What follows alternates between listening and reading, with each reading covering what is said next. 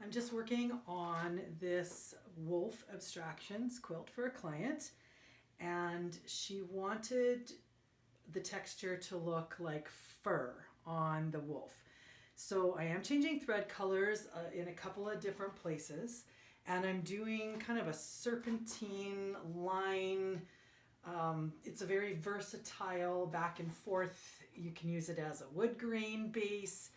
You can use it really dense for fur, wide open for flowing water. It's kind of a versatile stitching pattern, and it's a good one to know whether you're quilting on a long arm or on a sit-down machine, because you can fill it into spaces that are very odd shaped, which you're going to see me work around here as I've switched to the cream colored thread for this area. So in some places I'm okay with the thread showing, because I certainly wasn't going to do each section individually. That would have made the fur look very choppy and not flowy, like nice flowing wolf fur. If you imagine the wolf standing in the breeze and the fur flowing around. Anyways, okay, enough of that poetry stuff.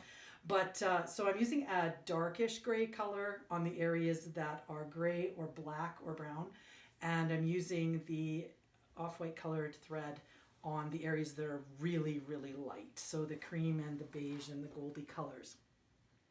So that leaves me some odd shaped sections here that you can see. So I'm just going to stitch for a bit and show you what I'm doing to fill in these areas. If I was going to draw this out, I would just draw something like this and back again like this. And I try to make sure that I am not doing all the curves at the edge in the same direction. So you can see, I'm not sure where the camera's actually sitting right now, but if you can see this beige section, you can see that I come to a point going this way, but this one points down, down. Okay, that one's pointing down too. This one's pointing up.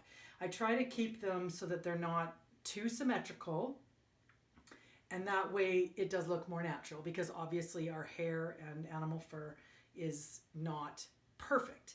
It's organic.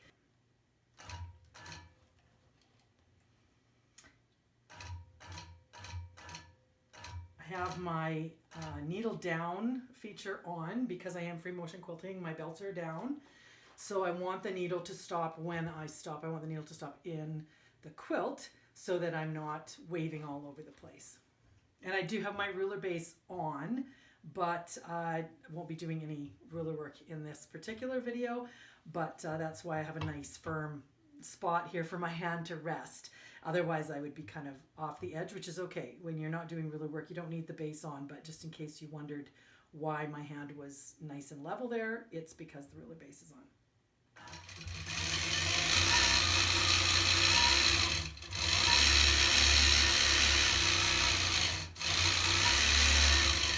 Sometimes I'll make them shorter and then come back up around.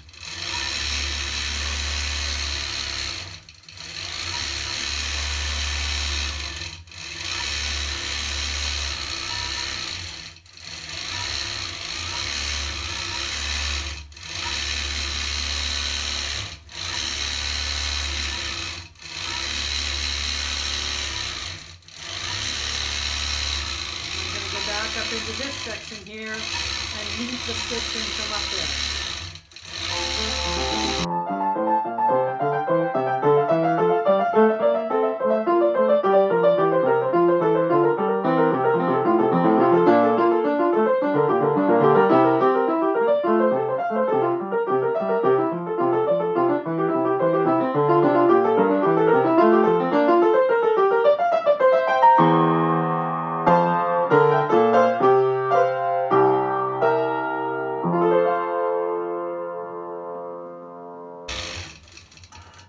Stop there, because at some point right here I'm going to hit the end of my throat space and I don't want to mess up my curves. So hopefully you can see what I've done here. It just creates a wonderful texture, and like I say, you can use it for wood bark. You can add knots to it in that case if you want a wood grain. You could make it super dense if you wanted more of like a McTavishy background. You'd kind of curve it around more and then back on itself. But this serpentine line is a really important stitching pattern to know how to do, and it's really not that hard. You can see how I kind of flowed. I really didn't have anything marked.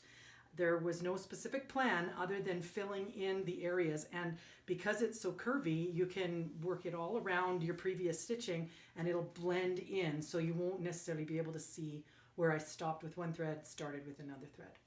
Thank you for watching.